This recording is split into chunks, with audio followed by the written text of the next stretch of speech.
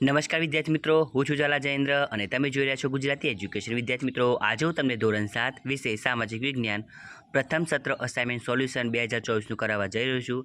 વિદ્યાર્થી મિત્રો, અગાઉની વિડીયોમાં આપણે પ્રશ્ન 1નું સંપૂર્ણ સોલ્યુશન જોઈ ચૂક્યા છીએ. આજે હું તમને પ્રશ્ન 2નું સોલ્યુશન કરાવવા જઈ રહ્યો છું. તો જોઈએ, એની અંદર ખરા ખોટા આપેલા છે અને ખરા ખોટા તમારે 8 માર્કના પૂછા છે. તો જોઈએ પ્રકરણ 1થી. નંબર 1, પૃથ્વીરાજ ત્રીજો ભારતના ઇતિહાસમાં અદ્વિતીય સ્થાન ધરાવે છે. તો આ વિધાન સાચું છે. નંબર 2, રાણી ઉદયમતીએ પાટણમાં સહસ્ત્રલિંગ તળાવ બંધાવ્યું હતું. તો આ વિધાન ખોટું છે. નંબર 3, પાંડ્યોનું રાજ્ય નાનું હતું પણ તે વેપારનું મોટું મથક હતું. તો આ વિધાન સાચું છે.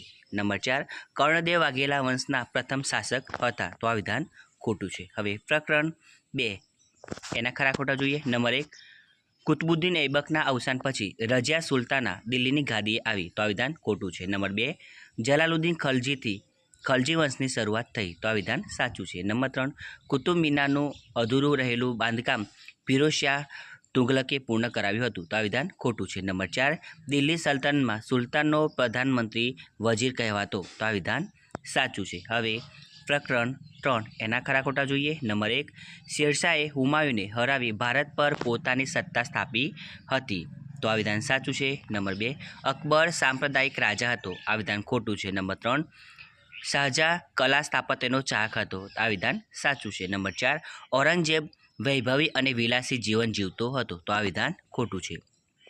હવે પ્રકરણ 4 એના ખરા ખોટા જોઈએ. નંબર 1, કુંભલગઢનો દુર્ગ રાણા સાંગાએ બંધાવ્યો હતો. આ વિધાન ખોટું છે. નંબર 2, શાહજહાએ લાલ કિલ્લામાં કલાત્મક મયુરાસન બંધાવ્યું હતું. તો આ વિધાન સાચું છે.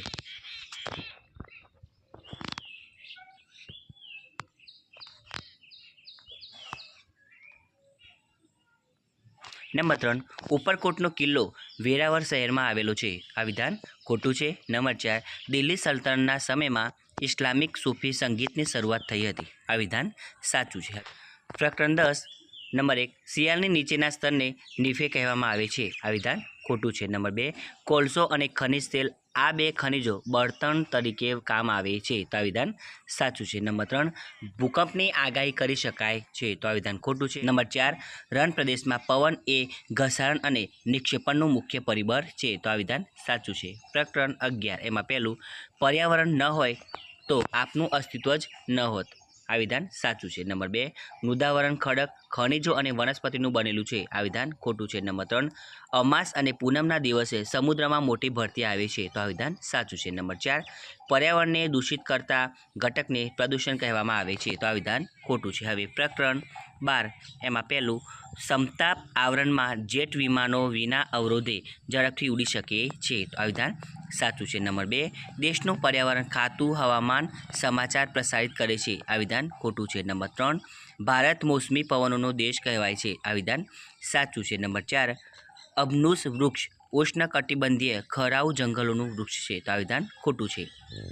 હવે પ્રકરણ 15 નંબર 1, ભારત વિશાળ અને ભિન્નતાઓ ધરાવતો દેશ છે. તો આ વિધાન સાચું છે. નંબર 2, ઓછું મહેનતાનું આપવું પડે તે માટે કેટલીક જગ્યાએ બાળકોને કામે રાખવામાં આવે છે. આ વિધાન સાચું છે. નંબર 3, દિવ્યાંગો સ્ત્રીઓ અને યુવાનોને કામનું ઓછું મહેનતાનું આપવામાં આવે છે. આ વિધાન ખોટું છે. નંબર 4, સમાનતા એટલે સૌને માટે સરખું, સૌને સમાન તક. તો આ વિધાન સાચું છે. હવે પ્રકરણ 16 એના ખરા ખોટા જોઈએ વિદ્યાર્થી મિત્રો. નંબર 1, મહારાષ્ટ્રમાં વિધાન પરિષદ છે. તો આ વિધાન સાચું છે. નંબર 2, ગુજરાત વિધાનસભાનું ભવન ગાંધીનગર ખાતે આવેલું છે. આ વિધાન સાચું છે. નંબર 3, ભારતના દરેક રાજ્યમાં સર્વોચ્ચ અદાલત હોય છે. તો આ વિધાન ખોટું છે. નંબર 4, રાષ્ટ્રીય પરિવાર યોજના રાજ્ય સરકાર ચલાવે છે. તો આ વિધાન પણ સાચું છે. તો વિદ્યાર્થી મિત્રો, તમને અમારી આ વિડીયો પસંદ આવ્યો હોય તો વિડીયો લાઇક કરો, કમેન્ટ કરો, શેર કરો અને સબસ્ક્રાઈબ જરૂર કરો. અને આના વગર બીજી વિડીયો જોતી હોય તો નીચે ડિસ્ક્રિપ્શનની અંદર લિંક આપેલી છે. હવે વિદ્યાર્થી મિત્રો, આપણે આગળના ભાગમાં મળીશું. ધન્યવાદ.